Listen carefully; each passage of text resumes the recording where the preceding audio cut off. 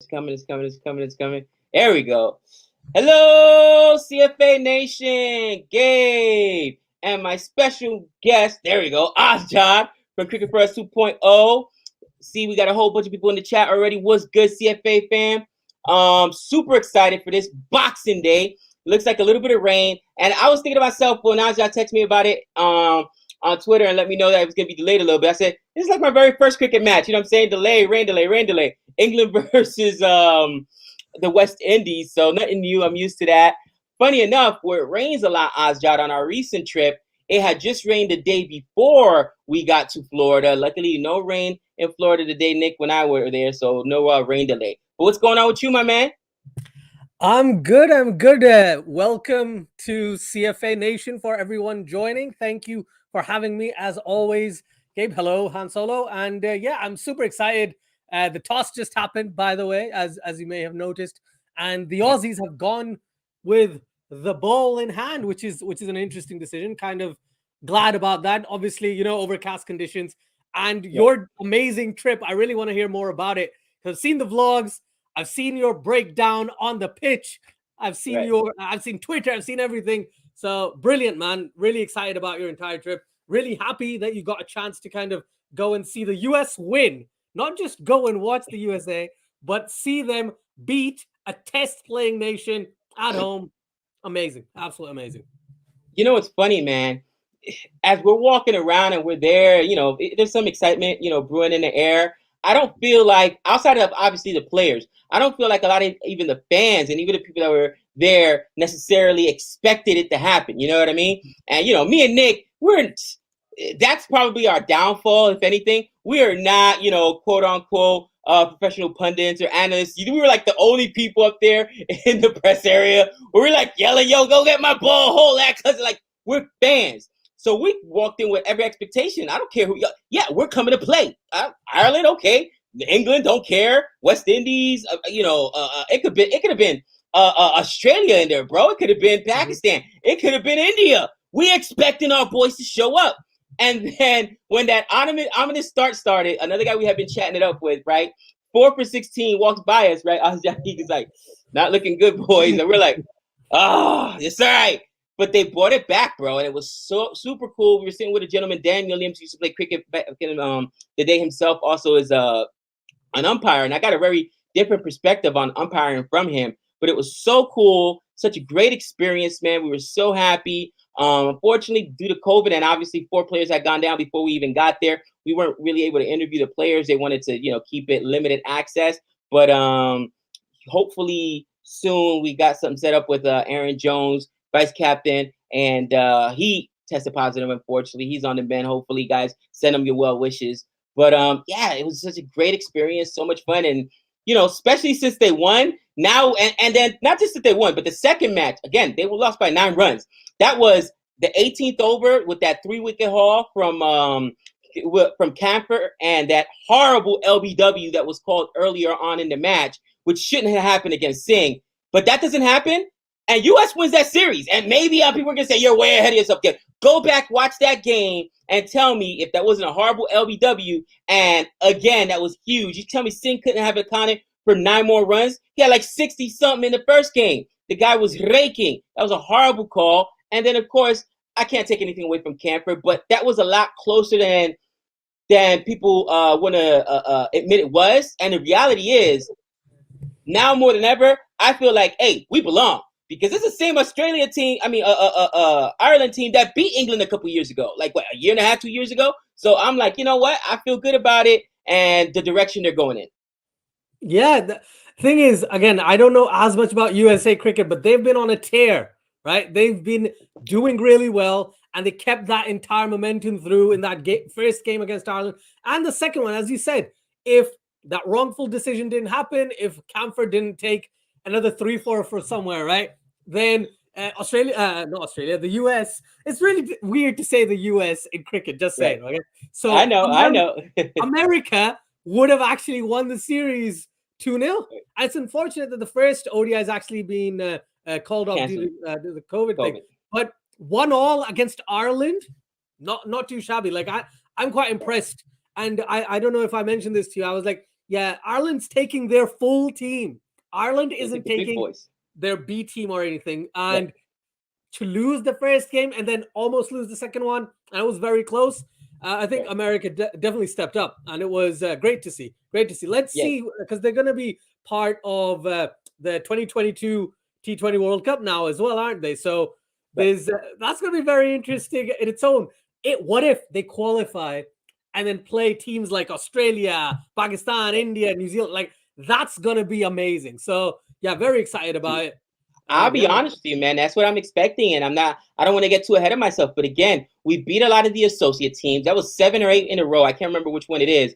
And again, we did not have two of our best players.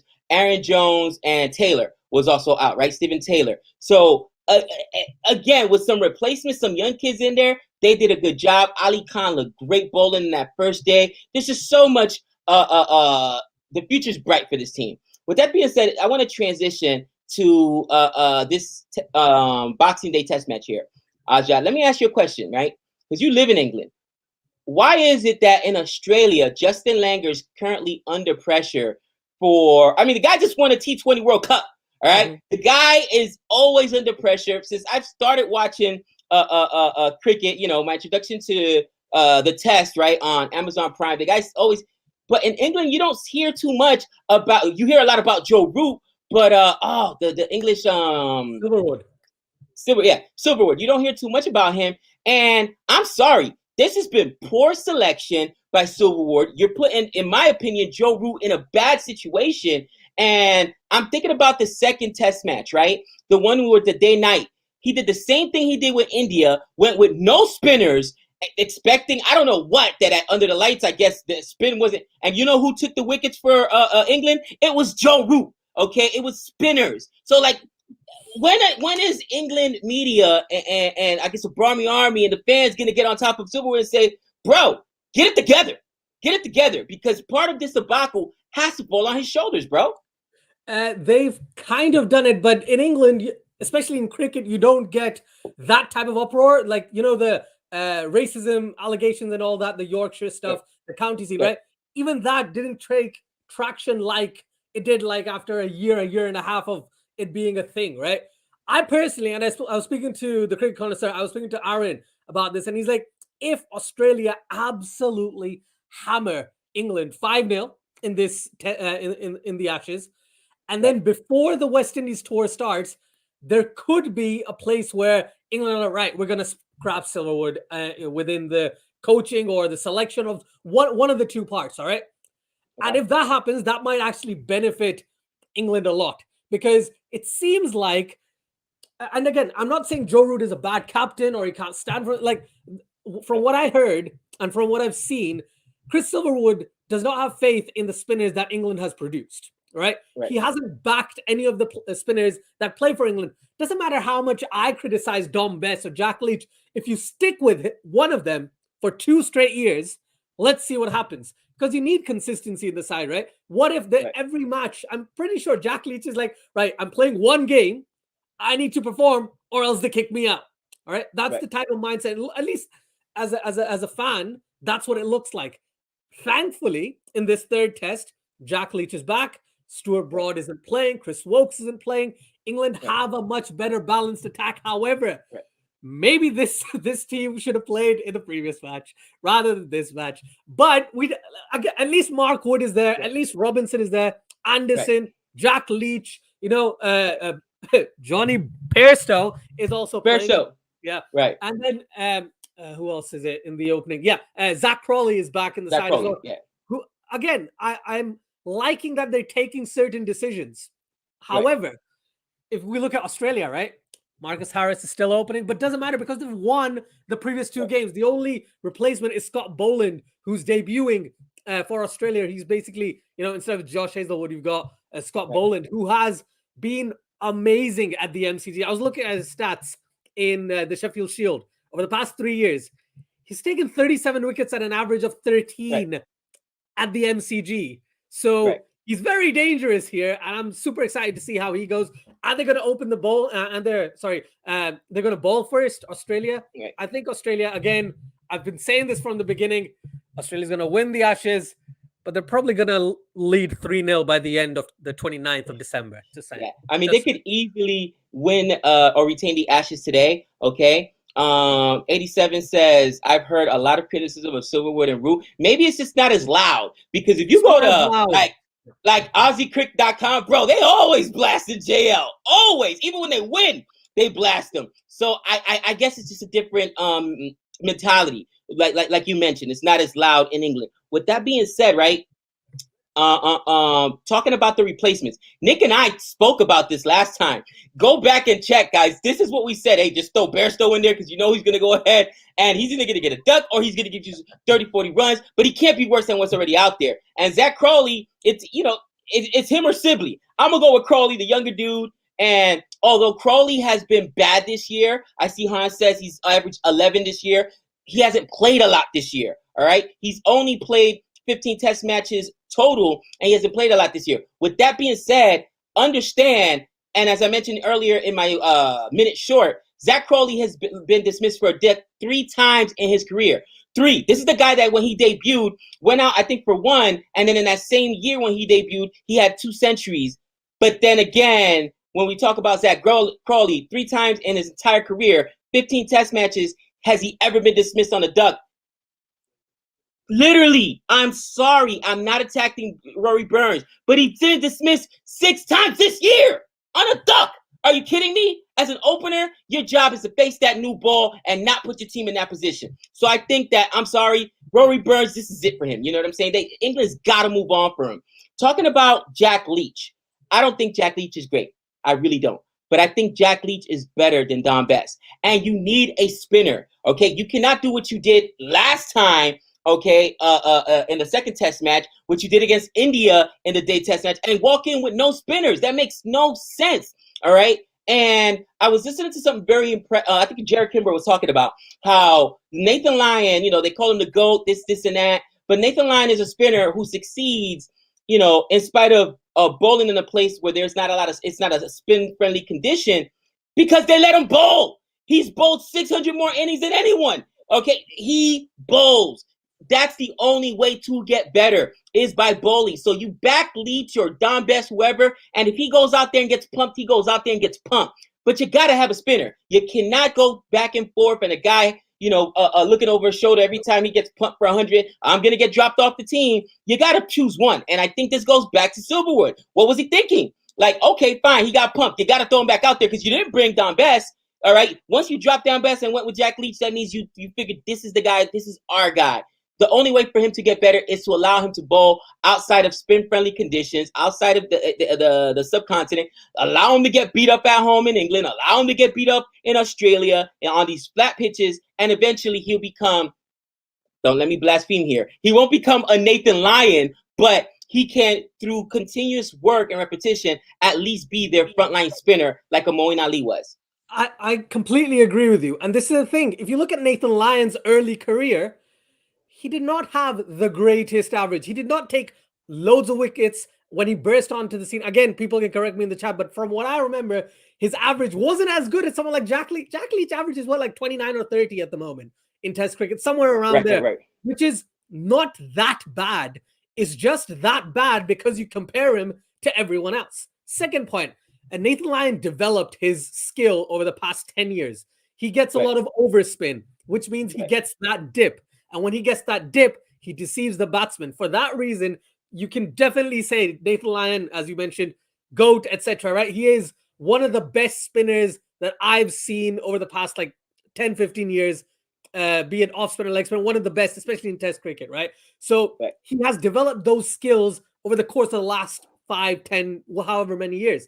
Now, Jack Leach in international cricket, he's been around 2-3 years in international cricket, not county, just international. It will take him some time. And again, same here. Not a huge fan of Jack Leach, not a huge fan of Don Best. I like Mason Crane, but they're not going to select him again. I like Amar Verdi. They're not going to select him for some reason. I like Matt Parkinson. They're not going to select him either. For some strange reason, there is no backing in terms of the England setup of these spinners.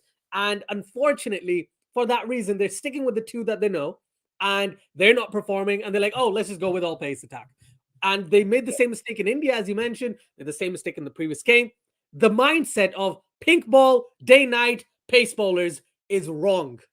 I understand where it's coming from, but for 20 overs of the day, or let's say 40 overs of the day, you can't say, oh, 40 overs of the day out of 90 means, Right. oh, we play no spinners. Those other 50 overs, you might need a spinner in there. Joe Rook took a couple of wickets. Dawid Malan took a couple of wickets. Right, I forgot about that. Yeah, right. They definitely need someone like that. There's a point Andrew Cook says here, right, about Ajaz Patel, and I'm going to refer to that shortly. But New Zealand does the same thing. However, whenever New Zealand needs their spinner to perform, they just come out and perform. I don't know, what, like they can back them in certain situations. Unfortunately, England just doesn't back them.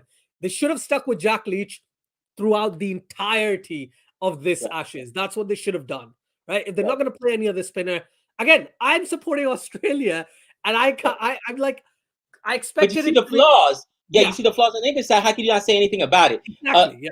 Speaking of this, I can't believe that Asjad actually said that Jack Leach is the only is only a bad spinner if you compare him to other bowlers. Asjad 2021. Oh, that is classic if he said that. And as we talk about spinners and the GOAT Nathan Lyon, my man Jehan coming on the stream as well. What up, Jehan? We're talking about Nathan Lyon and how although he's got 400 wickets, 403 now, 406, Nathan Lyon has bowled so much more than every other guy. I mean, I think I heard 600 innings more than any other current bowler. And it's because of the consistency and how many times Australia has allowed him to fail that he's learned how to bowl on these flat pitches. And he went from, side spin to over the top spin. What are your thoughts? Because you've watched him the longest being the Australia fan. Well, I think in Australia, you can't really get away without having a spinner because they do play on a lot of flat pitches. Adelaide, Sydney turns a lot towards the end, even that MCG as well. So it's not all, you can't just get away with 5 pace bowlers as you can in a lot of conditions in England. And if you look at his record, he's the second best spinner they've ever had after Shane Warne. So, right. He's developed in the last 10 years. So he's a quality bowler. I think England have been a little bit harsh on Jack Leach, to be fair. He was having to bowl after England got bowled out for 150 on a green wicket. And by the time he came on to bowl, Australia were already 100 for 1. So he didn't, he had a lot to lose there, not much to gain. And also Warner and Labrador. I mean, I think the whole team had decided to target him. Even Steve Smith that day came out and slogged his second ball for 4. So I think they had a preconceived plan to just go after him. So I think they have been a bit harsh on Jack Leach. I was thinking back to that first Test match in Chennai when Joe Root scored a double 100. He scored a big 100. And they got runs on the board, and actually Leach and Bess bowled them to victory in that match.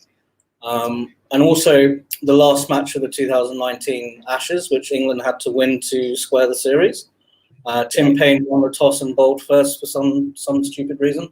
I won't go there. But Jack Leach ended up bowling them out on the last day in that match. So I think they need to give him a bit more of a chance. I mean, he's better than Bess.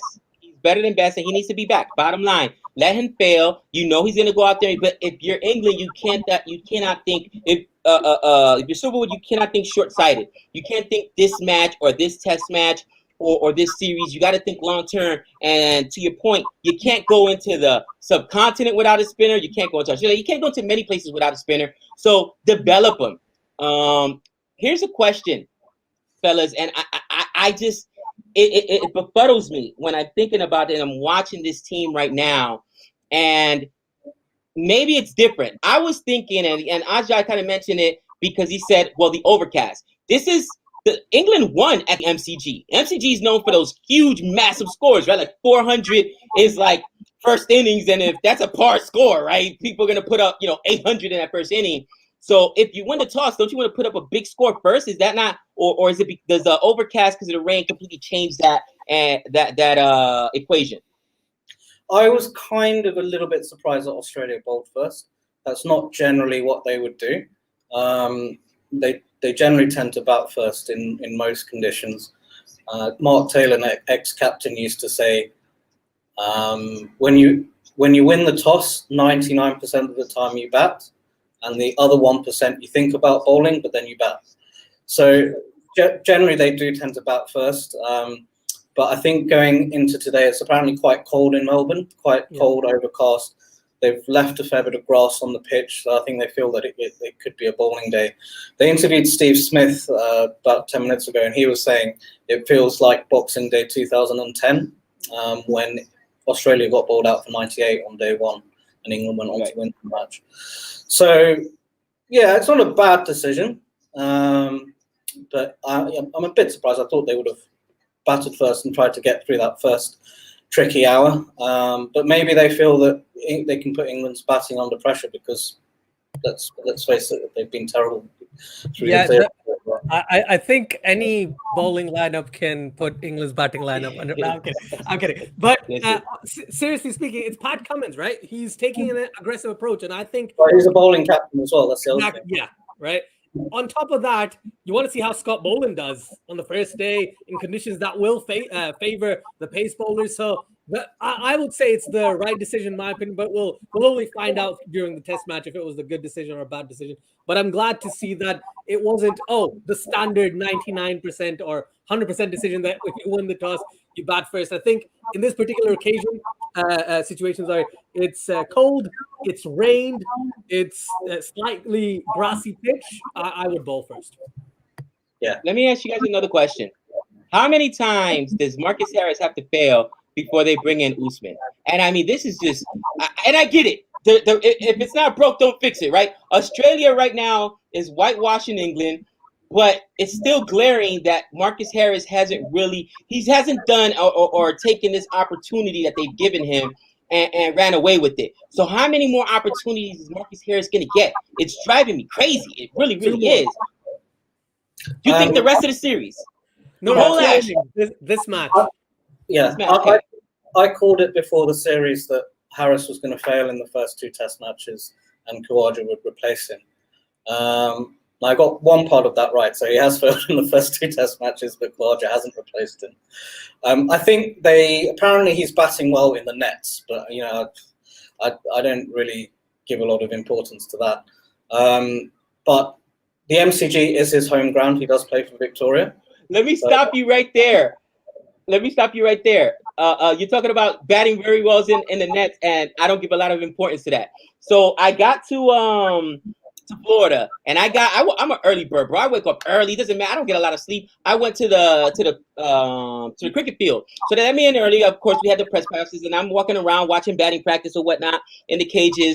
And I'm on the USA side, but I can still see on the other side the Ireland side.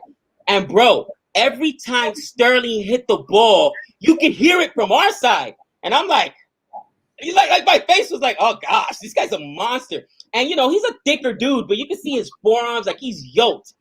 Yeah, the nets don't matter because in USA handled him well. To your point there, Jehan, I don't put a lot of stock into the nets, but I'm not gonna lie, I was definitely afraid that Sterling was gonna demolish USA because in the nets, I heard everybody that was out there hitting that day.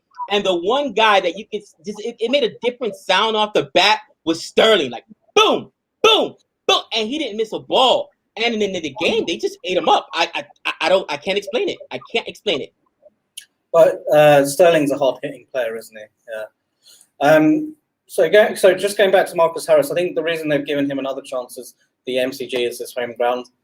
So I think they feel, okay, we'll give him one more chance and see what happens.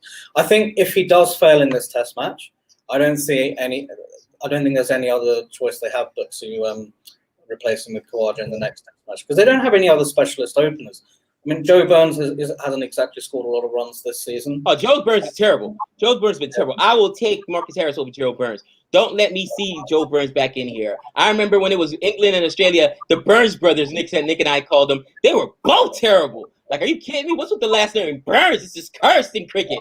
It was bad, absolutely bad. So, yeah, I don't want to hear anything when it comes to Burns. So I will go Marcus Harris. I've just got a question. 87 raises an interesting point, which I didn't really realize, but it makes complete sense. Harris has only played 3 matches since his return to the international team. Is that enough of an opportunity? You know what? If I'm being fair, no, it's probably not. It's probably not. If I'm being fair, it is not. And when it's all being said, when it's all said and done, this is what we can complain, and this is how good Australia has it. What's Harris averaging? Like 27 or 28 or something like that. Kuwaj slightly better, 30. Zach Crowley is averaging 11. Okay, so and he's the guy replacing Rory Burns. So it's an embarrassment of riches in Australia, where that's your biggest problem. Where as far as England is concerned, it's like, can we would kill to have a Rory, not a Rory Burns, a Marcus Harris. Can we please get some Marcus Harris over here? That's how bad it is, man. But man, it looks like these guys are walking out right now, and I'm excited. I do like Patty Cummings doing this. I'm just curious. I don't want the game to get away from them because, again, this is a flat pitch, bro. Yeah, well, I think if England get through the new ball, it's a great opportunity for them to put a big score on the board. But England and putting a big score on the board, they don't exactly go together in recent times. Wow! Don't get us beat up by the Barmy Army, man. Don't get us beat up by the Barmy Army. We're traveling. They know we're in Vegas. They can see us. It gets ugly. You know, Asjad lives in England. I'm in England, right? Say as many bad things about England right now, Dr. G. It's perfectly fine because they haven't proven themselves yet. They just haven't proven themselves. And we'll have to see today. Like, I just read something. I read Zach Crowley's stats, and it just made me laugh. He has one score of 267 and total number of runs of 700 in 15 games. In 15 games. Holy cow. Asjad, it's just bad over there. It's all bad. It's wow. What happened? And that goes back. Does that go back to selectors, or does that go back to Silverwood, the coaching staff? They can't develop openers. They can't. As much as I kill Rory Burns, I didn't realize he's number 15 all-time scorer as far as openers go for England. He's the best they got. That's how bad it is over there. So they can't develop openers. They can't develop spinners. Is it time to maybe burn down the program? Their program is you have middle order batsmen, right? And you have seam and swing bowlers, right? That's the English way of working. Spinners, no, we're going to disregard those. Openers, and they can play 20 balls and leave a couple. Let's bring them into the international side. Let's do this. That's what it looks like, at least. So, Asjad, what exactly is Chris Wokes? Is he the specialist number 8 batsman? Yeah. The bowls a bit. Yeah, exactly. That's what it looks like in Australia, right? Bro, Nick was heartbroken. He should be opening the batting for England. That's what he needs to do. I thought the Milan should open the batting. Who is opening? Is it Hamid and Crawley? Yeah, Hamid to face Starc. That's an interesting point because Jeffrey Boycott wrote an article after that second Test match, and Jeffrey Boycott's well known for being quite outspoken, and he was technically one of the best opening batsmen that England ever produced. So he's quite opinionated about who should be batting where and about things like batting technique. And he actually said that he feels that David Malan should open because he's pretty much opening anyway because he comes in, quite early on because England have already lost the wicket, and he seems to be able to have the technique to handle the new ball. So that's an interesting point that I thought you made. I completely agree with that, and that's the type of thinking I've seen Pakistan have a lot because Pakistan was in a lot of situations like that throughout. Is that a no ball? The very first ball? Yeah, well, it was a big no. Come on, Mitchell. It's fine. He's a tall man. He's stretching his legs. Give him a couple of balls. He'll get Hamid out in this over. Don't you worry. Interesting.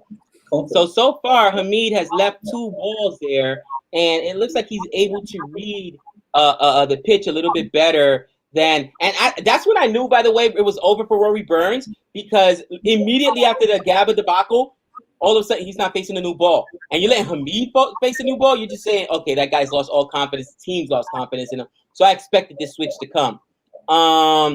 I keep hearing this. Han Solo, thank you for the comment. Says Zach Crowley has an influential father who gets his. Huh? What? Like I keep hearing that Zach Crowley's family is collected, and that's one of the reasons he was fast tracked through English. Have you guys heard about this English cricket? I mean, thoughts? Anything you guys can add to that? Because I keep hearing about this. This is not the first person I've heard mention this. I know that Zach Crawley is connected to Rob Key, who still has some sort of, not sway, but some sort of, input in a lot of things. However, I didn't know about the influential father or anything, but Zach Crawley's been around the world to try and improve his skills because he is a well-off human being. His family's kind of well-off, so he has got better training over the past however long he started to play cricket. That's what I know. I don't know if his father's well off and he kind of, pushes him. Again, I haven't heard that story in England as much as I do in the subcontinent, obviously. But in England, what I have seen is that, it could be a thing, but I couldn't really provide any proof, if you know what I mean. Interesting right there. And so far, guys, I don't know. Mitchell Starc does not look like the Mitchell Starc that took the very first ball of the Ashes. First ball, no ball. Then what was that last one? Just a wide there. He's not got his line right. He's bowling too wide. He's missing his lines. And my concern with Mitchell Starc is always this: like, is it an injury? Because this guy, when he's on, is one of the best. In my opinion, I know people say Hazelwood is the second best bowler. I honestly think it's Mitchell Starc right behind Patty Cummins. But this guy's always hurt, man. And I mean, even now, you watch him coming off, it's like he's grimacing in his face. I hope he's not hurt already, dude. Yeah, he doesn't look 100% fit. He didn't look 100% fit in the previous game, did he? Because I think he got injured, if I'm not wrong, or something like that. He tweaked his side when he was batting, actually. Yeah. Trying to hit it. That was a good delivery. That's the line he needs to bowl. Yeah, that's exactly what he needs. Just a little bit as well, not a lot. That came back in a bit. I just got a question, Jehan. In your opinion, and again, I've never asked an Australian this before, so I gotta ask: Johnson or Starc if you were selecting? Johnson or Starc? And why, if possible? That's a tough question. I think when Mitchell Johnson was at his best, he was almost unplayable at times. And he could just run through sides. So I'd probably go for Mitchell Johnson. Starc was a bit more steady, but Mitchell Johnson, when he was bowling at his fastest, he struck fear in the eyes of the batsman. That 13-14 series, Ashes series, was unbelievable. Yeah. I think they'll end up having similar records, though. Mitchell Johnson took 315 wickets, I think. I think Starc's going to go past him. I've got a feeling Starc's probably going to go past him, isn't he? Because Starc's at least got 5 more years. If he doesn't, get injured, all that stuff. But he has about 5 years left. He's on 260-odd wickets at the moment. Personally, I'd go with Johnson as well. It's just I've seen Johnson a bit more than Starc. I've seen Johnson actually improve. And as you said, he's used to strike fear in batsmen. With Starc, it's not the same thing. It's not the same as a Mitchell Johnson. But it's close. But no, I appreciate that. Thank you, Jehan. Is that coming? Yep. In the second over, we have one without loss. Although they only scored a run, I feel like Hamid was reading the ball really well there. He was reading the ball. He left a lot of balls. He looked really comfortable. Maybe it was because of how erratic Mitchell Starc was, but we'll see how that plays. I still, fully expect, Patty Cummins taking a ball right now. They should be overwhelmed unless, the ground does not play because it's a flat pitch and it's a high scoring pitch. I think the only possibility for England is a draw here. Okay, it's a draw. They just run out of time. Honestly, I'm being candid.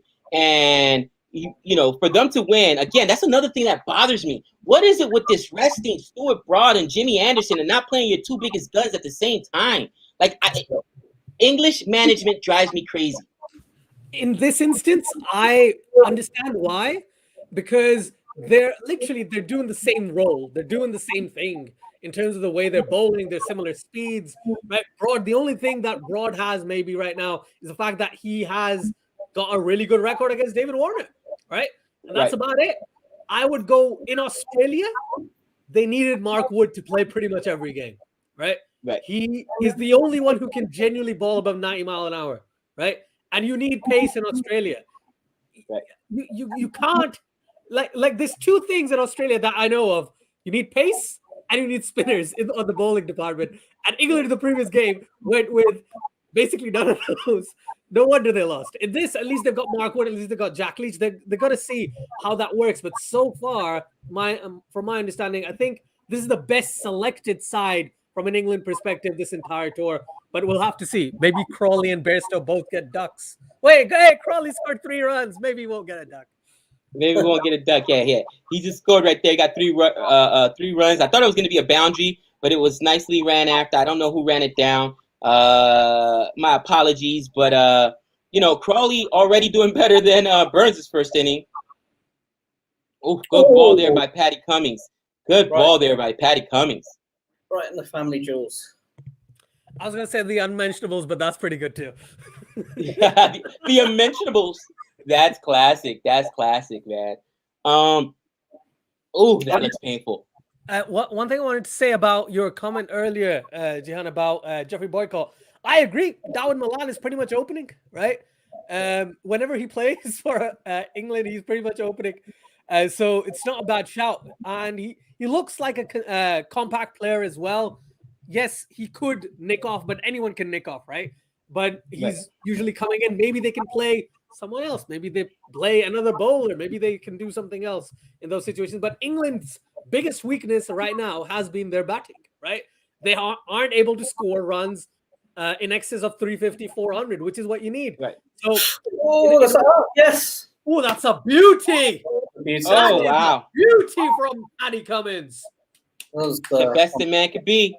The best a man could be. Honestly, listen, Milan's already in. Unbelievable. Unbelievable. Gone. Hamid gone. And dude, Patty Cummings, the best man. I'm telling you, it's both openers, because it's not like Hamid has been that great either. Like, England just struggles with openers. It's ridiculous. You might as well just put Milan to open, because he's opening anyway. He's in the second over, for the love of Pete. Jeez. The 14th duck by an English opener this year. 14th duck by an English opener this year. Just let that sink in. Embarrassing. Yeah. That's embarrassing. And let me go back to this. I wonder if Broad was dropped because of the bullying drama that is apparent in the English dressing room. I want to talk about this. Apparently, Stuart Broad, and I'm not sure, said something to the effect of, why is it every time that a team loses, there's always changes to be made in the bowling? Like, throwing shots that it was the batting. And that was the same game when, of course, you know that Burns got out on that platinum duck, very first ball of the Ashes. And then I guess Burns also had a drop, which we haven't talked about how bad Australia is not dropping balls. England is dropping balls. And Burns dropped, I think it was Steve Smith in that match. And that also it might have been the second match. So my question to you is this. First and foremost, is Broad one of those guys that's not a good teammate? If you guys ever have heard about that. And why is this getting out to the media? Because it's like, are you serious, guys? That stays in-house. But I've heard all this chatter. Asjad, since you are the resident, not English fan, but you live in England, you might have heard something on the local news. Please, what I know is Broad has a fantastic relationship with James Anderson, right? They're like two peas in a pod, right? They're Lily and Thompson, right? They're that type of bond between the two. But every time Broad is not in the team, you hear or you see Broad talking about, I should be playing, I should be selected, like, it just seems like, again, this is just on 2 occasions, maybe 3 occasions in the past year and a half, but it does seem like Broad might be more expressive about certain things in public than, most of the other players. That's what I've seen, at least. Now, I these types of things definitely shouldn't go out to the media, but they do. And cricket is the type of sport where I can't think I don't think there's many teams that keep secrets very well. Maybe New Zealand is the only one that I can think of, but every other team is pretty not so good with hiding certain issues in the dressing room, etc., etc. So I think this is a all-round cricket issue, not just an English one, in my perspective. Well, I think Cricket Any thoughts on Australia that, Jehan? sells stories. I think Cricket Australia sells stories to the media, don't they? They probably do. Wow. Wow. And that comes from a resident Australian over there. He said Cricket Australia sells the story. Because I'm like, oh, what's going on? Going back to what you were saying, I think you're right, Gabe. At the end of the second match, I don't know if you saw it, but Joe Root gave a really angry press conference at the end, and he kind of targeted the bowlers, and he said that what can we do? They're not bowling the right lengths. They're not. He said something like they're not learning. They haven't learned from 4 years ago. And when you look at the bowlers, the only two bowlers that were there 4 years ago were Broad and Anderson. So I think so. A lot of people took that to mean he was specifically targeting those two.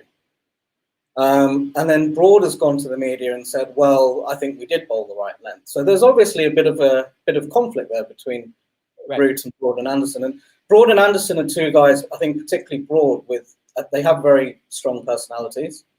So if they're not just, I think particularly Broad, he's not someone that's just going to take that and say, "Oh yeah, he's right," and agree with him in that sense. So my feeling is there probably has been some conflict that's come up there.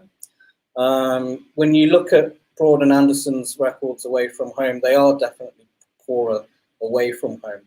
I think Stuart Broad's got a slightly better record in Australia when you compare it to James Anderson, because he has that slightly more sort of extra pace and bounce.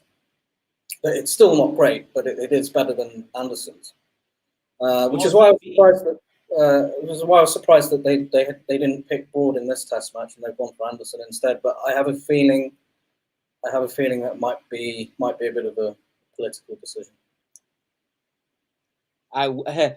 Anybody know any online streams? Negative. I'm watching through Willow. We actually met the president of Willow, or at least here in the States out there. Nick did. That was pretty cool. Hey, Gabe, not watching the Test myself because I'm purely a T20 fan. But just wanted to say Merry Christmas, mate. I got into cricket and it was with Test. And while I do love T20, I got to say I enjoy Test because it's such a longer game, and the skill, it's more dominated by bowling. The skill that's showed by the bowler is amazing, but thanks for stopping by. Appreciate that. 58 in the stream, guys. Don't forget to like and subscribe. Also, go check out Cricket for Us 2.0. My man Asjad's channel always puts out good content.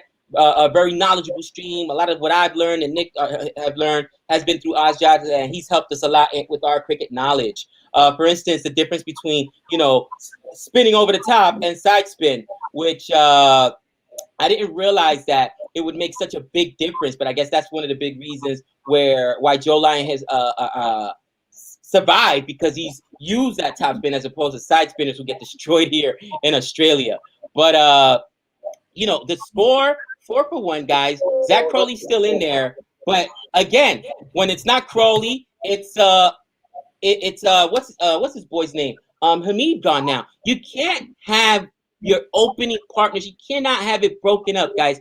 Forget about the power play in the second over. For the love of Pete, the second over.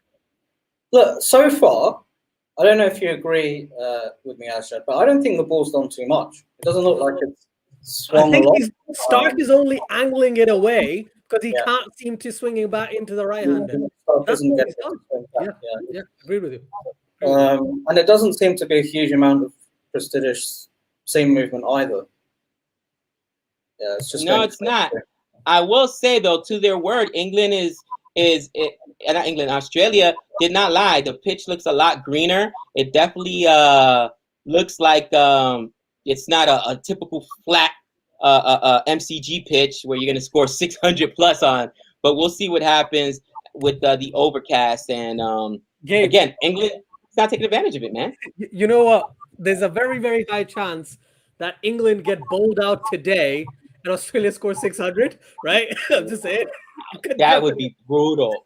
That would be brutal. Yeah, it could be possible, obviously, of course, but maybe England actually, survives till lunch. Maybe they don't lose another wicket. That's exactly what they need to do. They just need to try and find a way to survive out there as long as possible, because the more time they have at the crease, the more confident a lot of these batsmen are going to get.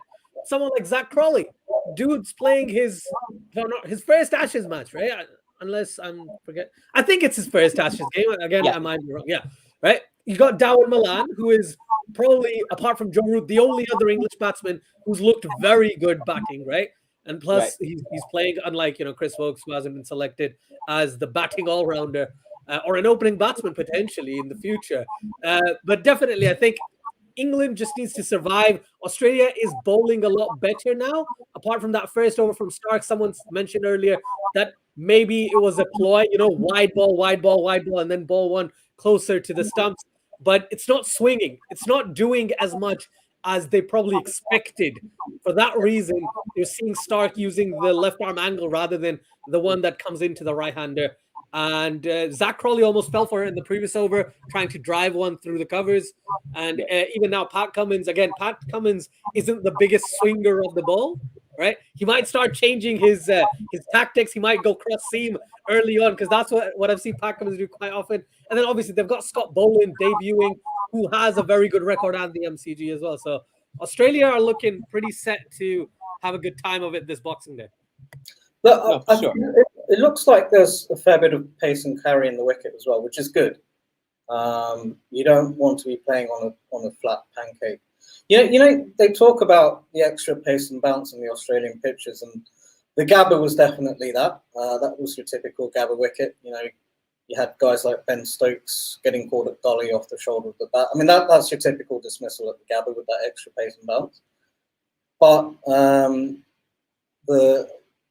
I would say the Adelaide wicket was really flat. that was almost from the subcontinent or something. And Australia, they really had to put a lot of effort in to get 20 wickets on that pitch.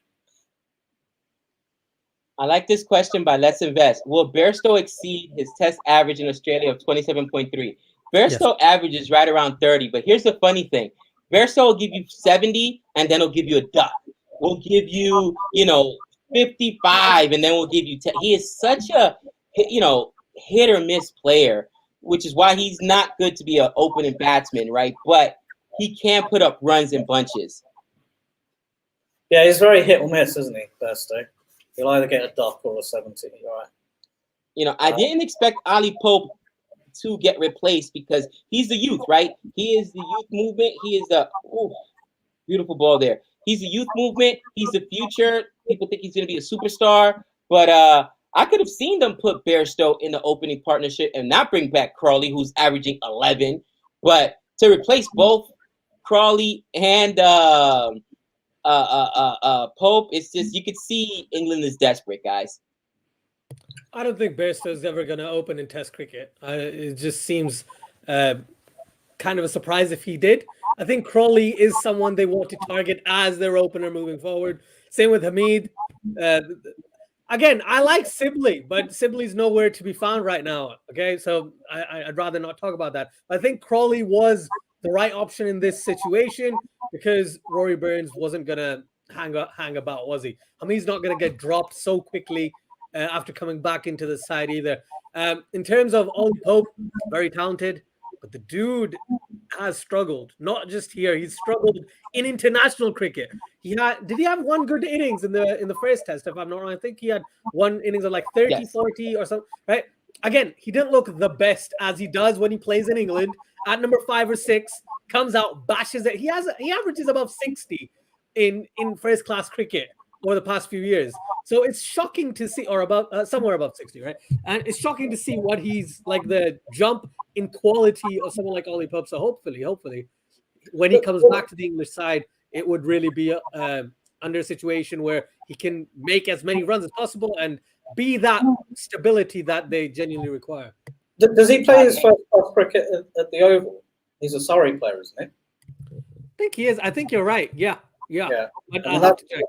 That's the Oval. When do you guys have the stream playing in the background? Because there's a little bit of extra background noise coming in right now. Let's see. Just a couple people mentioned in the chat, and I'm just starting to hear it right now. But I didn't mean to cut you off, Jehan. You were saying about Ali Pope. Like I said, I just expected that he's the young guy. They're going to keep him in here. I didn't expect such a drastic change from England. Well, it was 4 huge replacements, and that just screams of being desperate. You know what I mean? Yeah, it does. It does for sure.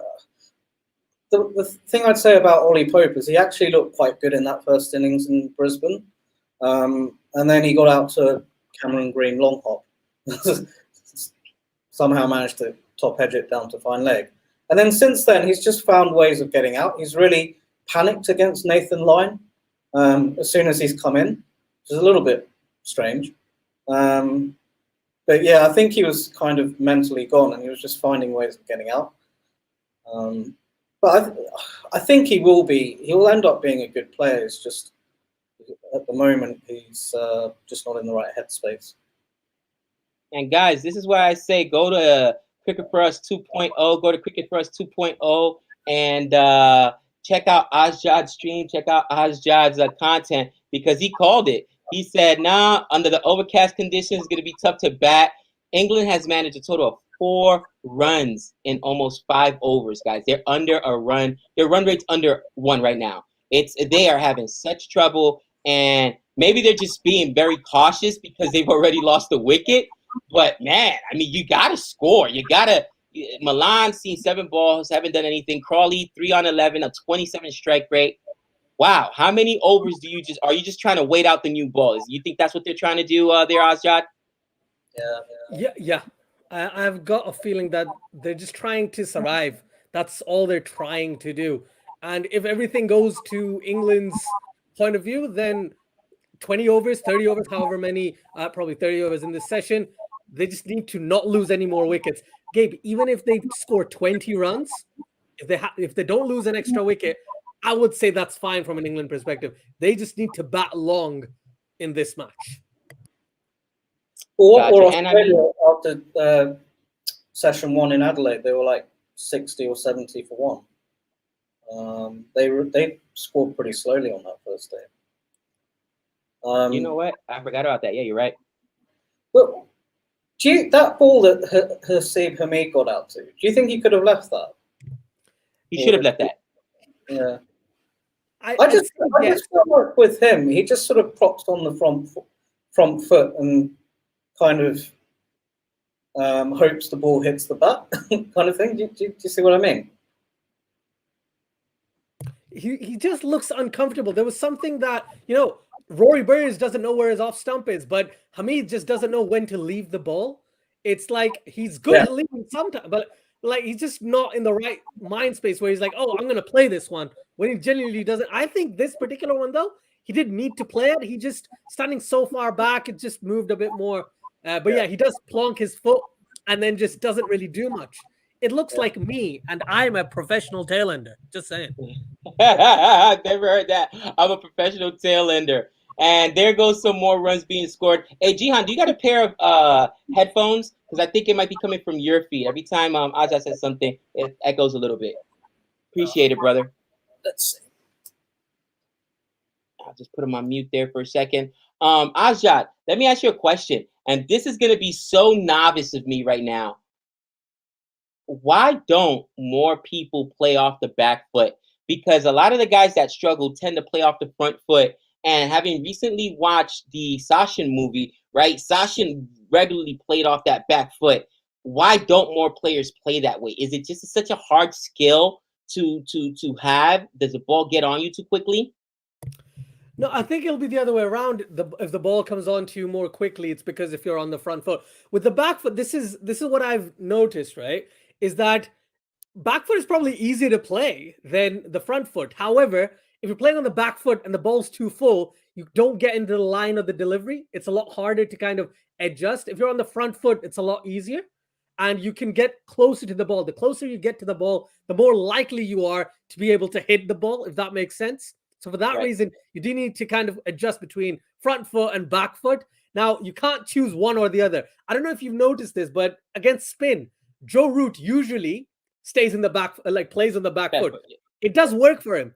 However, the best way to play spin is usually you come out of the crease, right? You try and take the attack to the spinner, or you try and meet the ball as close as possible when you come down the track. So I think players do adjust their movement depending on, the length of the delivery. But you have to understand different pitches and different conditions means different different bounce of that particular delivery as well. So you can't just stick to one or the other. You do have to adjust depending on where the ball's pitched. So I think I've answered your question to an extent, but people in the chat can probably help me out as well. But that's my take on it. I hope that helps. I think it depends on the conditions that you've grown up in. Because I'll tell you one batsman who has batted well off the back foot, and that's David Malan. He grew up playing in South Africa on faster, bouncier wickets. So he's got that. That's why his technique suits him on these hard wickets, when they call him a hard wicket player. So that's suited to Australia. I know in England, when you're batting in England, I know this from personal experience, particularly against a new ball or if you're batting in the top order, the one thing that you're always trying to get yourself to do is to get forward, because you need to cover the movement, the sideways movement, and there's less pace and bounce compared to Australian pitches. So the ball tends to skid a bit more, so you need to be able to cover that on the front foot. Whereas when you're playing on hard wickets in Australia, you can afford to hang back and allow that sort of ride that bounce, that extra bounce. Right. So I think that's where you get a difference in techniques according to what you've grown up with. Like if you go and see from about 20 years ago, you look at anyone from the subcontinent, they were terrible players off the back foot because they didn't have a back foot game. Yeah, they didn't have a back foot game. They couldn't play short pitch bowling. Yeah. And that's why a lot of them got out to bouncers, because they were always used to bowlers bowling. Even if they bowled a half tracker, it wouldn't bounce more than their waist, right? Because of the condition of the pitch. It's improved a lot more, and that's why you've seen players evolve and stuff. But there's a comment here which makes complete sense. Sachin Tendulkar, not the tallest man. That's why he could probably play a lot of deliveries on the back foot as well. So for that reason, maybe if he could kind of manage those types of situations as well. But I agree with Jehan about, different conditions or what you brought up with, the way you brought up is definitely comes into your game for sure. Boomer says that you can easily get trapped LBW on full length if you play too much on the back foot. Stephen Webster says, more solid shots playing off the front foot. Let's invest that. Also, if you go onto the back foot, don't tread on your strumps, Mr. Butler. We've seen that happen with Butler and Johnny Bairstow. Man, you got to be kidding me with that. What else? Easier to bat on the front foot to rock back and forth on the back foot as needed. I was always taught. And then another thing they talk about where Rory Burns struggles is that his feet get stuck in a crease. Like he basically plays that position, exposing his leg stump, and he doesn't move his feet. And I've seen a lot of players that struggle with moving their feet, Asjad. And again, as a bowler, because I know you're a bowler, he said, I'm one of them. I'm one of them. Is it that hard to do? And as a bowler, is that something you target? Is that something you look for? Yeah, a bowler targets anything they possibly can, especially with the analytics and the videos, etc., that they have. They know exactly what a batsman's weakness is. Even that batsman probably doesn't know what's going wrong, right? And they probably figured out what it is. I'll tell you, just in my experience, whenever I've batted, I struggle to hit the ball on the leg side, okay? And I plant my foot. I'm Hamid-esque in my batting, right? Sometimes when I'm on the front foot, I genuinely plant it and I can't move properly. And it's not, again, I would say it's a skill. Like I've seen players do it. People do it all the time. Professional, amateur. I'm like, how do you do it?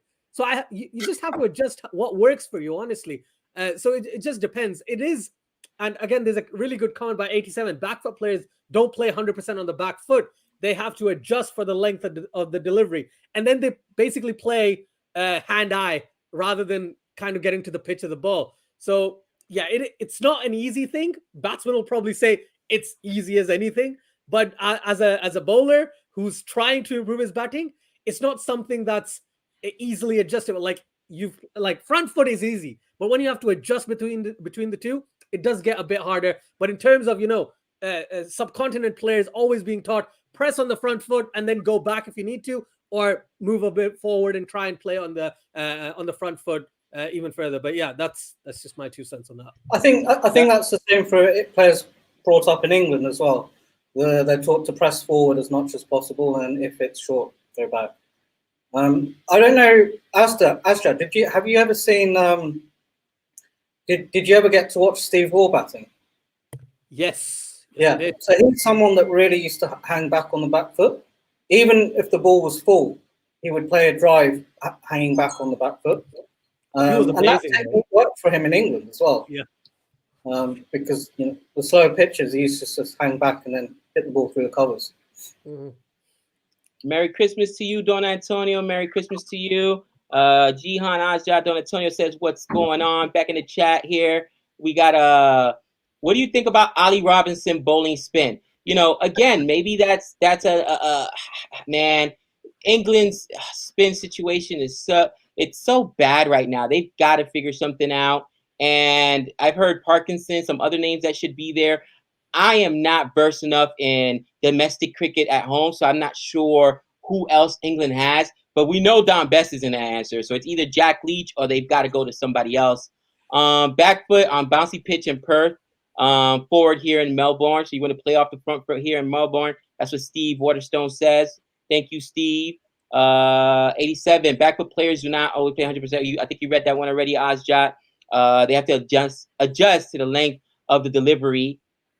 And this one was funny. They said it. Butler has gotten out, hit the wicket twice to Jai Richardson. Wonder why? Because he's on his back foot. But right now, the score in the seventh over, still in the seventh over, 12 for 1, 12 for 1. Zach Crawley done all the scoring right now. He's got 11 runs on 22 balls. He's got a 50 strike rate. What do you think about Crawley's? And I know it's too early, but what do you think about Crawley's performance? What's funny is he's at his average right now. So he's got one more, then he's going to break his average for the year, which is 11. But what do you guys think about Crawley's performance? Does he look at least more settled than a Rory Burns did? Yeah, he looks solid, doesn't he? I don't think he's really looked like he's going to get out. There was that one waft he played at a wide ball, but apart from that, he's looked pretty solid. Just one point, Gabe. So I asked this question to the cricket connoisseur who loves himself county cricket. Here's a message here.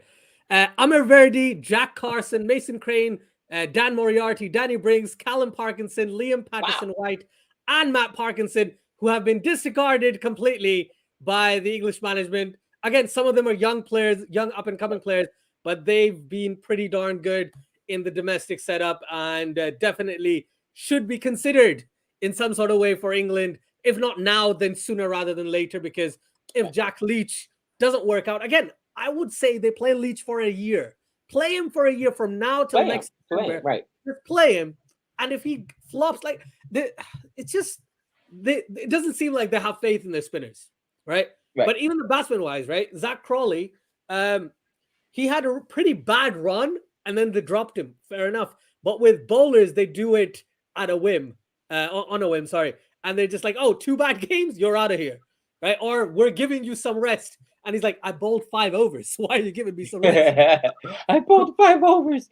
That's hilarious. I bowled 5 overs. Guys, 62 in the chat. Don't forget to like and subscribe. 13 for 1 in the 7th over. 13 for 1 in the 7th over. Right now, Zach Crawley doing all the scoring for England. And looks settled down. Hamid already gone. What's new? England immediately after, under pressure. I think 2nd over, he lost his wicket to Sir Paddy Cummings, all right? The best a man could be. Some interesting conversation going on. Paddy Cummings back on the crease now, getting ready to bowl to who's at the end right now? Who's at the strikers end? Is that Zach Crawley? Oh, yes, that's got him. I was just about to say, technically, he's looked really good. But Cummings has got one to move away a bit, bounce a bit, and it's taken wow. Gabe much indeed, Ronell. Look at Ronell. She's like, Gabe Bush. I'm just giving Crawley credit. And down goes Crawley. Down goes Crawley. Down goes Crawley. Hey, at least he got more than his 11. Knockout. But to be fair, guys, that wasn't like the ball to Rory Burns, which really didn't do much. That was disgusting. It moved, and then he bowled right at the stumps. I thought it was going to go outside, and then it came back right at the stumps.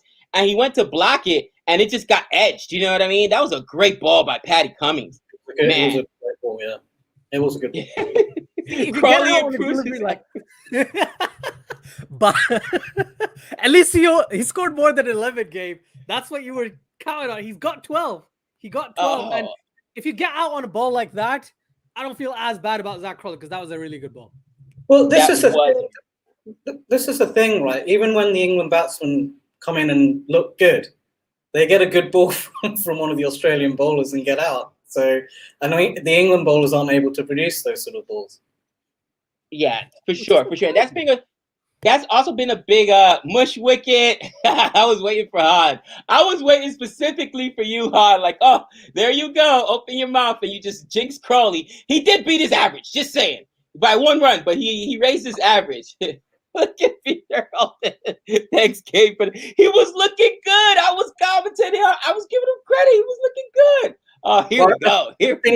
I think Crawley's done enough to keep his place in the side. Nice, solid 12. I mean, at this point, it's if you would not drop Crawley to bring back Rory Burns, honest, that would be like, I think somebody would get fired. Somebody would get fired. Selectors, I mean, everybody would be under pressure. There's no way you can go back to Burns, no matter what Crawley had done here. Even though, I mean, he did put up 12, but it was not what you expected out of him. I feel bad. I wanted him to succeed. Obviously, he didn't. And I think 87 said it best. And he said, Gabe, listen, I get it. These guys aren't performing. And he was talking about Rory Burns and talking about Marcus Harris. But he legit said, these are their options. Who do you go to? And I just stood back like, you know, if I'm, JL, or if I'm Silverwood, I'm like, who do you go to? Who do you go to? It's tough. It's tough. One thing I just realized, and it's completely out of topic, it's more about a comment that Boomer wrote, that extra 10 to 12 kilometers makes a lot of difference. And this is the funny thing. I don't know why. That's so true. That's really true, yeah. England, I don't know if you realize this, but Mark Wood bowls super quick. But for some reason, he's always given the task, bowl short, bowl short, bowl short. Like, why can't he pitch the ball up? Right? I know he can. I've seen him do it. It's just the more he does that, maybe he'll be that catalyst that England needs, right? The guy who comes in, who doesn't need to just bang in short. And someone mentioned earlier as well, Ben Stokes, if he's 100% fit, he could probably do that. He could be the guy who bounces people, and Mark Wood can just bowl pace and bowl at a good length, or just back off, or, slightly pitch it up and kind of get the batsman not jump around from a bounce or anything, but jump around in the sense that they're stuck at the crease, or they're unable to play the ball. That's what I mean. Not stuck at the crease, that they can't obviously jump around. You know what I mean. You know what I mean. But I think the problem for England is if they have a plan to bowl short, that's their plan, and they don't go. It's not a good plan. It's like, we're going to bowl short every ball, and then they'll keep doing it until the batsmen get used to it, and then Yeah, go on. I don't think that's English problem, and let me explain why. Because right now, all right, they don't have probably their second biggest pacer in Jofra Archer. If they had Archer in there to pair with Wood, then you got Jimmy Anderson and you've got Stuart Broad. You got your guys that your seam and your swing guys. You got your pace guys. But right now, again, Jofra Archer being out, they're really hurting because they don't have that pace there. But again, their biggest issue is not having a proper spinner. You got to have a spinner. Guys, last match, you had 2 batsmen. Please do not tell me David Malan is a bowler. Guys, he's not a bowler. He's a batsman who can spin the ball a little bit. All right, he's not a spinner. He's not a bowler. Joe Root is a batsman who can spin the ball a little. They got 4 wickets, 2 wickets apiece. All right, that's their problem. They don't have a spinner. That's the biggest issue that England has to address. That and not having a proper opening batsman, because you can't make this up. You cannot make this up. Both their opening batsmen are gone for 13. No, 13 runs, right? Because Hamid got out on a duck. So 12 runs. That is what your opening partnership produced for you today. 12 runs. The opening partnership gave you 4. I think, look, when you look at it, if you have a team that doesn't have a good spinner or doesn't have a specialist spinner, and their bowling attack solely relies on basically medium pace bowlers relying on sideways movement, swing and seam, the Chris Wokes type of bowler. Sorry, Nick. But if you have an attack solely based on those type of bowlers without a spinner, you're only ever going to win in England. There's no way you can win overseas with that sort of bowling. And then couple that with a poor batting lineup, and you're never going to be able to do well overseas. I gotta agree with you. That's like, you might win in New Zealand, right? Because they got comparable conditions over there. Yeah. But you're definitely not going to win in the subcontinent. Not with that approach. You saw what happened when England traveled to India and the debacle that was. So you're absolutely right, and they've got to change that approach. Steve Waterstone said openers should at least get through the new ball, not worry about runs, and they can't even do that. That's a good point. Just get through the new ball, guys. 10 to 50, like people say 20 overs or maybe the first session. If you give them 10 to 15 overs, right? Number one, the ball is slightly older. Number two, the batsman will get more comfortable at the crease. But it seems like Australia's bowling well, can't really argue that, but England's just struggling horribly in the opening department, and it's not helping. In this case, and I know, Gabe, you might suggest this, it will never happen, but why don't Root and Milan open, right? It's the same thing. I mentioned that last time. Let Milan open. Gonna happen, he's basically opening already. He was in the second over today. Okay, I know. I forgot who Jehan mentioned it before, but Nick and I mentioned this last time. Milan has been opening this Ashes. I don't think he's come in later than the third over at all. Correct me in the chat if I'm wrong. And there goes a 4 immediately for Joe Root off the mark. And Joe Root is so good. Let me not jinx him, but he's been so good, and he is carrying this team, but he cannot do it alone. And again, you've got now your third batsman and your fourth batsman both batting, and it's only the ninth over. That's just unexcusable. He now needs 152 runs to have the world record, to have the record in Test cricket for most number of runs in a calendar year in Test cricket. He's probably the only guy in the England side who can score 152 runs in this match, right? No one else could come close, but Root has been carrying this team for the past year and a bit, right? Look at it. Look at him in Sri Lanka. Look at him in India. Look at him in England, right? He's got over 1,600 runs or whatever he's got, right? He nearly got hit in the box again, though. Have you seen the reaction of all the ex-cricketers from the previous game? Oh man, but he's a fighter, and in terms of the way he bats, I feel bad for him because he just doesn't get the support that a lot of other players or a lot of other captains might get in these types of situations. And Root's amazing, man. Is that Root got the first boundary of this match? Yeah. First boundary of this match, and that's what I'm saying. He comes in with intent off his first ball, and man, he's getting beat up right now. Now they're showing the Mitchell Starc ball that caught him in the family jewels in that day-night test match at Adelaide. I can never say Adelaide. Is it Adelaide? Something like that. But in the second test match. But guys, again, he can't do it by himself. You feel bad for Joe Root. You really do. You really do. Well, Joe Root has always avoided having to come in against a new ball. Like he's never really wanted to bat at number 3. So I don't think he's going to want to open. Yeah, and I could see that. But Milan, I think he's basically opening anyway. Why not just throw Milan up there? Because at this point, both Hamid, Rory Burns, and now Zach Crowley cannot get 10 overs. They can't give you 10 overs. That's embarrassing. Yeah. No, I agree. Boomer, I agree with you. The way Root's carrying him, I don't remember Sachin. Well, Sachin was carrying India for quite a bit of time in the 90s, right? Sachin and before you had Ganguly and Dravid, and Azharuddin wasn't a permanent, kept coming in and out and all that stuff. Maybe it was Azharuddin and Sachin, but basically Root is definitely carrying England, and it's really unfortunate, right? I don't support England, but if I did, I wouldn't want to support England. Let's just put it that way. I like Gary Wassey's comment. He said, "Does Sir Alistair Cook have a son? If so, how long till he turns pro?" They just anything at all. It's just bad. England are desperate for proper openers. That is hilarious. I get it. 21 openers or 23 openers, something like that. They've tried since Cook and Strauss in 2010, 2011. All right. In 10 years, they basically tried 20 people in this opening slot. That's a lot. And like I was watching, and Gabe, you might have seen it.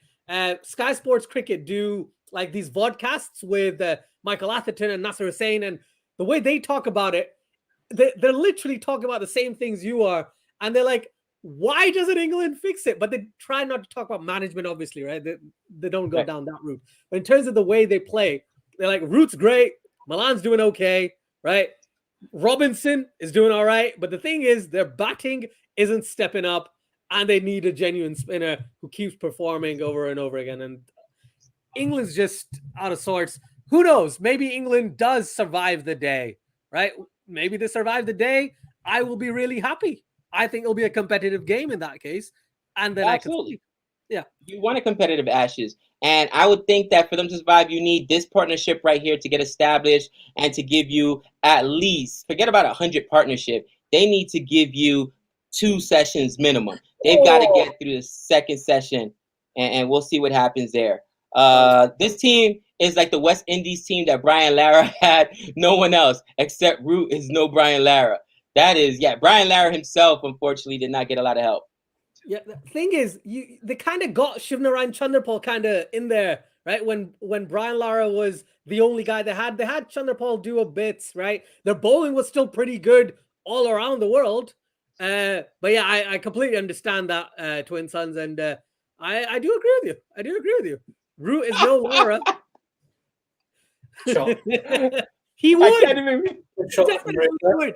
Boomer, I agree with you. Cook is retired and definitely past his prime, but he's still better than these guys. No offense. I can't even read it. Cook is retired and definitely past his prime, but if he did come back, he's still better than these blokes that play. That's disrespectful. Oh, man. I wish they had an equivalent of the test or something for England. It'd be like the not test or something, because it's just not. It would just be it would just document England constantly losing all the time, wouldn't it? Oh, look, Dan Antonio said, guys, it could be worse. And this is coming from a West Indies fans. He says England need openers, West Indies need a team. So it could be worse, England fans. It could be, you've got Joe Root, you've got some an Ali Pope, you've got yourself some good bowlers and Jimmy Anderson. So at least you've got some good players. There is nobody. There's no one else, Sam. There's no one else. Who else is going to replace Crawley and Hamid? The guy they just dropped, Rory Burns. Okay, do you want to go back to Don Sibley? It's ugly. It's all bad. It's darkness up there right now. It's a cursed position. Just to change the topic, what are your guys' thoughts on MCG as a stadium? The 70,000 people there today. Oh, I love it. It's absolutely beautiful. And I think Nick and I have gotten spoiled because we've watched a lot of cricket, right? And when we got to USA cricket venue, down in Broad, we're like, we went from like MCG. We've seen cricket at Lords. We've seen some amazing, and it was more comparable to like a pitch you might see almost in the IPL or the CPL. You know what I mean? You're like, it ain't Lords, cousin. You know what I'm saying? It's not MCG. It's not the GABA. These historic places, but they are building a really nice one in Texas. I was watching it. Man, they're putting money into this thing. That's going to be one of the really nice stadiums here, but that's going to be for the IPL team out there in Texas. Repeat that. Oh, no, I thought it was going to be a run out. No, there's no Moeen Ali in the side. No, I'm kidding. I like no Moeen Ali. Stadiums, Gabe, when you and Nick both mentioned, the stadium's quite. I went to Old Trafford, Manchester, right? I walked in with no crowd. Basically, I was in the hotel right next to the stadium. So I just snuck into the stadium and I saw it and I was like, this is a pretty small ground. I was quite surprised. But the thing is, genuinely, one, it depends, but also the fact when you've got crowds in there, then it probably looks a lot bigger. Like it's that atmosphere that gets built up. So that could also be the case that, you know, when you got there, it just didn't look as big. But yeah, I can't wait for a bigger stadium in the States. And I can't believe US beat Ireland. I still can't. It's like a shock of the month for me. Ireland losing to US and then losing again in that second game. I'm sorry to say, but I just genuinely didn't expect it. I tell you, people, and you know, they were super nice, but Nick and I, like, we hung around afterwards and, you know, saw the players to get on the bus and everything. And they were still nice and waving and cordial, but they were upset. Like the look on Camper's face, the look on Barboni's face when they walked on the bus, you could tell they were shocked themselves. Like, what? We lost? Are you serious? So it was an interesting thing, and even to come back and them have to pull out that unbelievable win again. Camper 3-wicket haul in that 18th over. If not, and you get a break by that LBW, you lose that game because it came down to 9 runs. I think that, and it's not like Ireland wasn't taking US serious because they bought everyone. They had Sterling, they had Camper, they had McCarthy, they had Balburney. They bought everyone. So I think that even though it was a draw, that series really opened up other people's eyes to, US is ready to compete at a higher level, and when you come, you better be ready to bang. Especially since they didn't have their leading scorer and Taylor, right? Stephen Taylor's their leading scorer, and they didn't have their vice captain in Aaron Jones. So a lot of good things going on. It's televised on Willow as well, right? That's where it's being televised, guys, on Willow. Yeah, right. The US match. Gabe, after the USA won that first game, at the end of the game when the Ireland players were walking off, were you sledging them? No, not at all. Not at all. We were trying to be professional, man, honestly, because they were sitting there with media badges and we're up in the so we were, even though during our game we couldn't contain ourselves, right? I will say I was better than Nick, right? I might have dropped a whole lat cousin one time and, you know, they hit a big 6 and I would, Nick was like, go get my ball. Just like, bro, calm down. You know, Nick really let the fandom come out of him. I'm not going to lie. I was also being a big fanboy as well, but not as bad as Nick. I was shocked because I thought I was going to be the one misbehaving. But no, we didn't sledge them. They were actually really cool. They said hi to us or whatever, but you could tell that they were upset. Gabe, that tells you you're not Australian. Just saying. Oh, he said even the Australian commentary team and pundits sledged opposing players. I love it. I love it. 25 now for 2, and we're in the 11th over. Gabe, I think I'm going to have to go in about 5 minutes, if that's all right.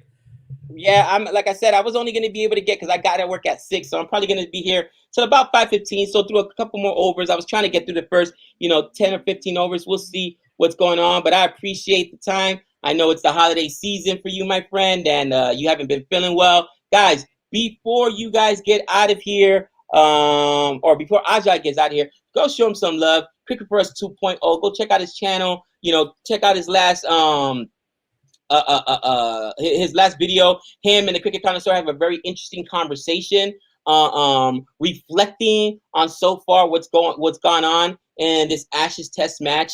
And he's, like I said, most of the stuff we've learned has been through Asjad taking time. So we are so appreciative of what he's done for CFA Nation. And he's got a new baby girl. How is the baby girl? How was Christmas, man? How did that go?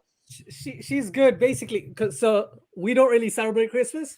So what we did was we drove down to Manchester, stayed the night, enjoyed ourselves in a hotel. Yeah, nice. And the baby just cried for most of the night, which is what Makes it sense. is, right? But then we went and got food, and I was really happy. And we came home, relaxed. So it was a nice kind of relaxing weekend. I've got a week off work now, by the way. And I'm not going to have a week off work for the next 5 months. So I'm looking forward to this entire week. I'm going to sleep and catch up on sleep. That's my plan. That's genuinely my plan. They asked me to read this one. Jehan, the scorer is Richie Benoud. Don't know what that means, Richie Jehan, but Beno. that's for you. 2 for 22. Yeah. 22. Okay. Richie Beno, in my opinion, one of the best cricket commentators that have ever lived. Genuinely, check out the way he used to speak and the analysis he used to provide. Gabe, genuinely, it was amazing. On top of that, he was a really good player as well. But I never saw him play. I never saw him play. I just heard him talk about cricket. Han says, you wash your mouth out after you say that crap. He's like, I blasphemed, did I, Han? Don't worry, I didn't go past Old Trafford, Han. I only went to Manchester, right? The actual city. Don't worry. Don't you worry, my friend. Just the city. That is hilarious. That is hilarious. We got 29 for 2 in the 12th over here, 29 for 2 in the 12th over. And again, Joe Root, you can see how the scoring even changed the minute Joe Root came in. He's at an 80 strike rate, 12 for 15, and he is by far the best player on this English side. There's no questions about it, but he cannot do it by himself. The question is on I can't say that the pitch has really flattened out, but are they going to make it another 78 overs in the first day? I don't know, man. I just don't know. I'd be shocked if they did. If they did, that is their best chance. If he could even make it into like the third session, that would be amazing for England and would probably put in a position to at least compete. I think the pitch is playing well. I don't think it's done anything excessively. Doesn't seem to be a lot of sideways movement. So yeah, I mean, if England get a score on the board, they can probably try and put Australia under pressure. And that's a big if. Yeah, they just need to bat out this session without losing a wicket, then bat out the next. Like, I think they'll be looking at it more as session upon session kind of thing, because now they're going to have about an hour after this, and then it'll be lunch, right? So session upon session, and then see where it goes from there. Because England definitely doesn't matter what the pitch is like, doesn't matter what opposition is bowling. England has the propensity to get all out on day ones recently. Yeah. Listen, somebody asked, and before I get you out of here, Asjad, I wanted to get your thoughts on this. South Africa versus India test. Now, we all know there's a lot of stuff going on with India as far as Kohli losing the captaincy, just all the drama going on. But it's still India, all right? It's still India. Make no mistake. And I just wanted to know, what do you think give me your, I mean, that starts tonight at what, midnight? Yeah, what do you think about the series? I'm glad that series is happening. I'm really glad. Right. In tests, Virat Kohli is still the captain, though, for India. So that's good from that. Yeah. I think India's going to show great fight, but they have not won a series, from my knowledge, in South Africa in test cricket. This is probably their best chance.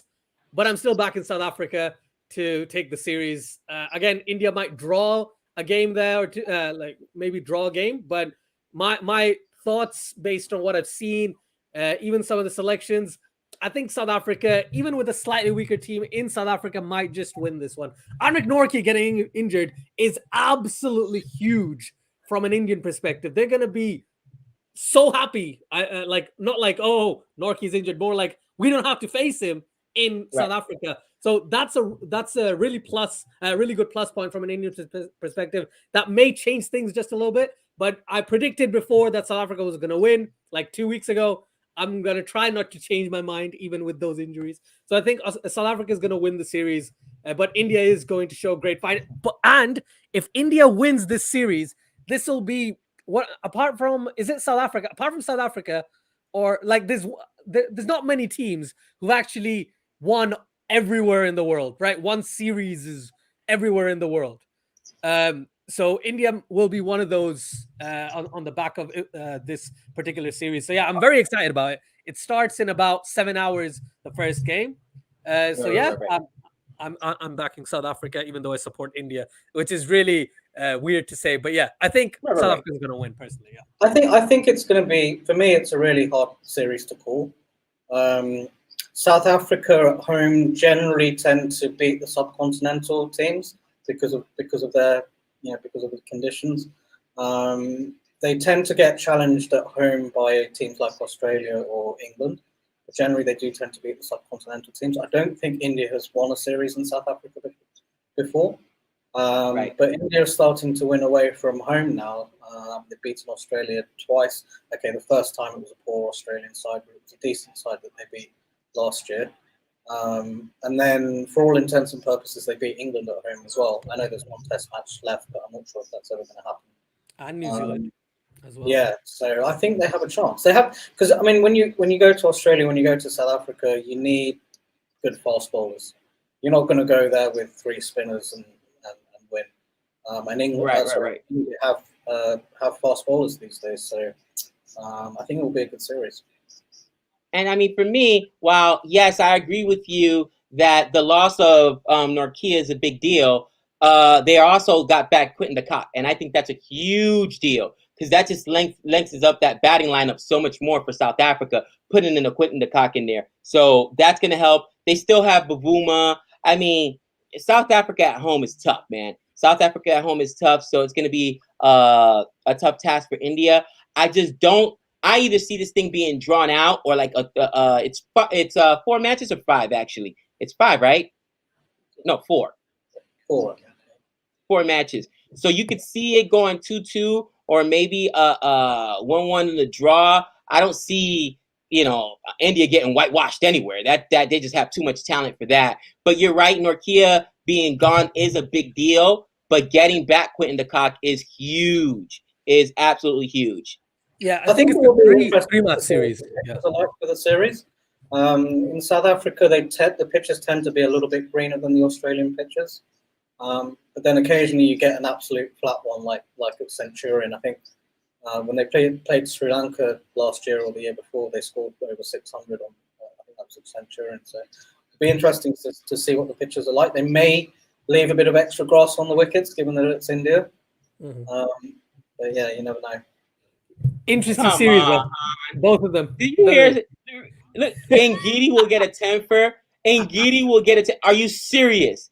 If Ngidi even dreams of getting a 10-fer against India or anyone else, he better wake up and apologize. Really? Come on, man. If you had said Norkia, you know what I'm saying? I would have been like, yeah, Norkia could probably get himself a 10-fer. Ngidi, Luing Ngidi. We talking about the same guy here.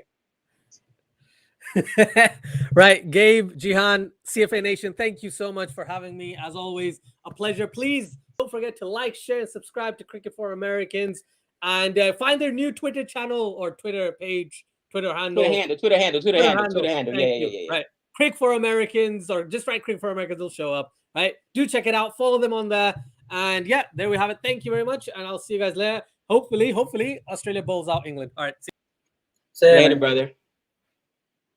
And what are we on? Drinks breaks right now, looks like? Yeah. So let me ask you a question. Obviously, you're not at this game. I know you went to the first series. You had planned to attend a couple other games, but of course, the traveling restrictions has made it difficult. I still see that stadium packed. I looked online. I think it said about 70,000 people there. Are you going to be able to make any more of the Ashes, or because of travel restrictions, you're not able to, Jehan? No, I'm not going to be able to, unfortunately. So WA has been completely cut off to the rest of the country now until the 5th of February. My family were going to the Hobart test from Melbourne, right. And I booked tickets. I booked a ticket to go to day 2 of that test and to meet with my family, but unfortunately I'm not going to be able to go to that anymore because of the border closures. So no, unfortunately. And I was really lucky that I managed to get to the Gabba because the day that I left to come back to Perth, they shut down the border. So I just got back in time with a few hours to spare. So you want to hear a funny story? Nick and I go out there and everything went so well that, a couple people asked us, hey, are you guys going to be here tomorrow? Tomorrow's the second T20 match is a bigger game. It's going to be a bigger crowd. We'd love for you guys to stay, et cetera, and we thought about it. But the problem is the game started at 7. It wouldn't have ended till about 10:30ish. Then we have to jump on an Uber, get to the airport. The last flight out was about 11:30, I think 11:45. It was just too close. We couldn't risk it. With that being said, we decided to come home. We're like, look, we got wives, we got kids, we like being married.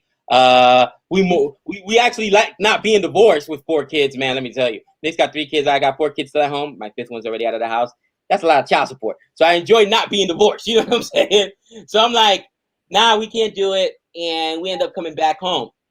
Jehan, the very next day, T20 match went off, but Nick streamed it online. Unfortunately, they lost. Yesterday, they started canceling flights in Florida, as a matter of fact, and in other places. And now travel restrictions have gone up here in the USA. We could have been stuck, bro, because we wouldn't have been able to leave that night. So we were gonna have to try to travel yesterday, which was Christmas Eve. And traveling on Christmas Eve is ridiculous. Plus, flights started getting canceled yesterday. So we also got lucky that we didn't make that decision. But I hear you, man. I hear you. We thought about it, but we're like, we can't do it. We can't do it. It's hard, and Melbourne. I don't know if you know this, but Melbourne has been the most lockdown city in the world over the last 2 years.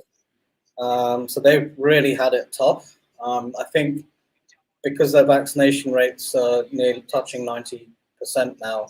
I think that's why they decided to open up and have 70,000 crowd for this match. The capacity of the MCG is 105,000. Wow. It's apparently the 11th biggest stadium in the world. There's a few in Texas that are slightly bigger, apparently. But yeah, I mean, 70,000. That's a big crowd. I mean, the atmosphere looks pretty good. Oh, was that a drop? I know that just ran away for a boundary. Did it just get by him, or was that a drop? No, I think it went straight to ground. I don't think it was in the air. Let's see. It was really weird. It was really weird. It either looked like a drop or just got by him. Maybe he misread it. But to go away for 4, let's see. So it gets edged, and he played it down. He played it down. I don't think there was any danger there. But I think Scott Boland has bowled pretty well, actually. I haven't seen him bowl for a few years because he's only played a handful of ODIs, and that was 5 years ago. Right.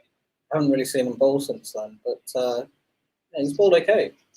Yeah, I keep hearing that Boland is something of an MCG savant, right? An MCG is his home ground, so that's why they gave him a chance in there. And of course, we still got the injury. That's one thing we haven't talked about enough. And not to beat up on England anymore, but David Warner had the rib injury, right? We had Patty Cummings go out with COVID. We had Josh Hazelwood still hasn't made his return. He's got, what is it, a back injury or a rib injury as well? Side injury, side strain. So, like, this hasn't even been in Australia at his full strength. And, I mean, they have not at any point, I don't feel in this series thus far that they've been under pressure, that they could have possibly lost this game. So, or this series, not the series, but I should say that specific test match. So, I think it speaks loads to where Australia is right now in their progression and where England is and what needs to change on both sides.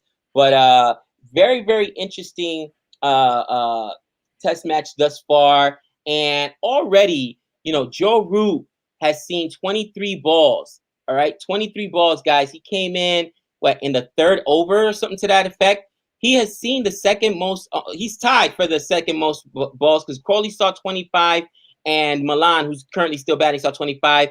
Hamid saw 10. I mean, that's what you need. You need guys that are going to see out this new ball. And it's so bad that England just doesn't have that right now. You feel bad for Joe Root having to come in as early as he does and a Milan.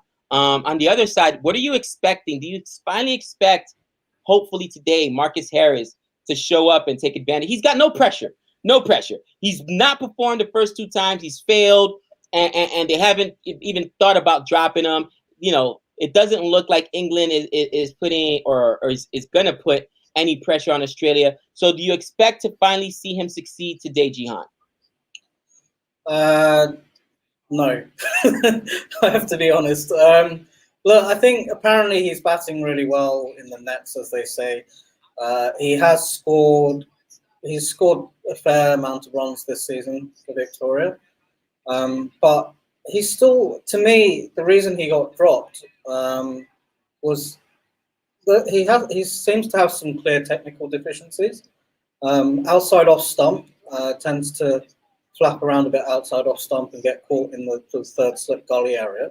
That's one. And then he has a weakness against the short ball as well.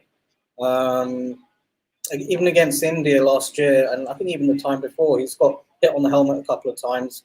The way he got out against Stuart Broad in Adelaide in the first innings, he just sort of flapped at a short ball and it hit the glove. I don't think that was a very good ball from Stuart Broad. It was just a long hop down the leg side, and Harris just somehow managed to glove it behind. So I think he still, it doesn't look like those deficiencies have improved since he last played. But, we'll wait and see. I would really like to see Khawaja come back into the side because apparently he's playing amazingly this season. That's what I keep reading. Yeah, That's what I keep so he's reading. a captain of Queensland. And they played a match against I can't remember which side it was against, but it was on a green top at the Gabba, and they got bowled out for 129. And Khawaja scored 70 out of that 129. Wow, that's impressive. That's when you know your guy's playing well, right? When the conditions are well, and they've managed to score on. So yeah, I mean they've held him back for a while now, but we'll see. I mean, if Harris gets runs, then I'll be happy as well because they need an opener. They need a specialist opener. Right. Because I'm hearing Pekulski still is nowhere near ready to come back, and that's another. Yeah, no Pekulski. It's so frustrating. The injuries have really taken a toll on Australia over this last year, and good to see Travis Head taking advantage of his opportunity.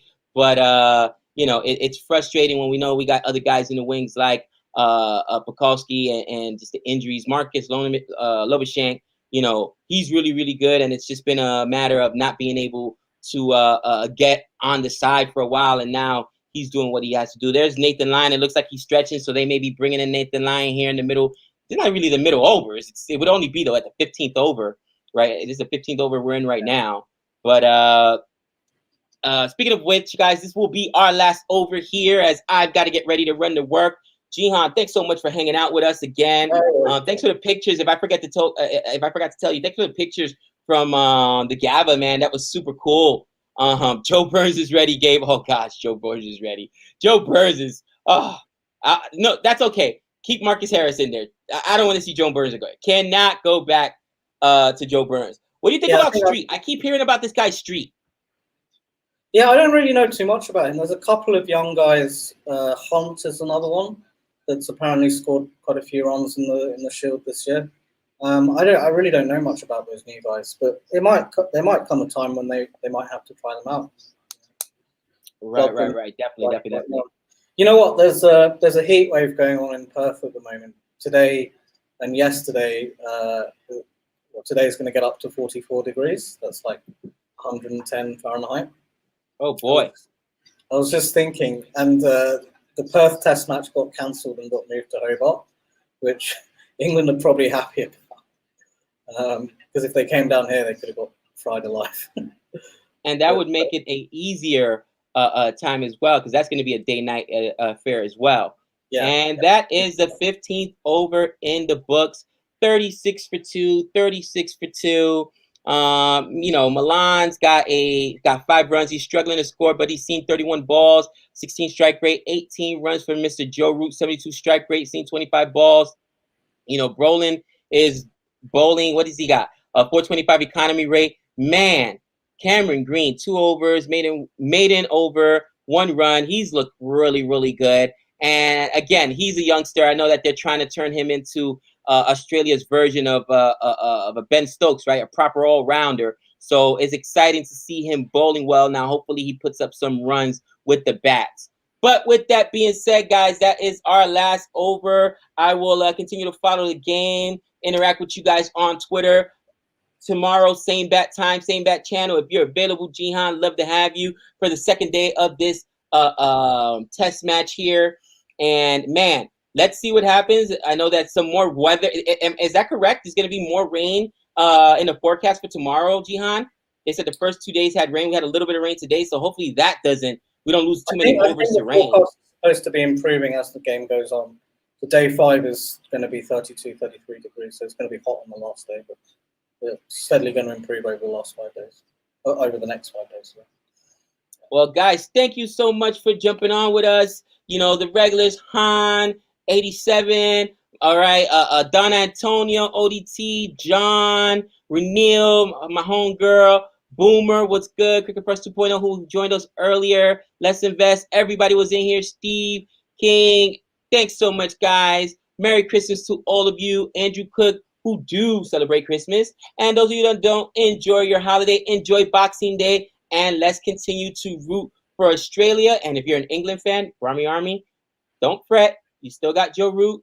You still got Joe Root out there. And the game's not over yet. So, till next time, same bat time, same bat channel. Peace. Yeah. Later, brother.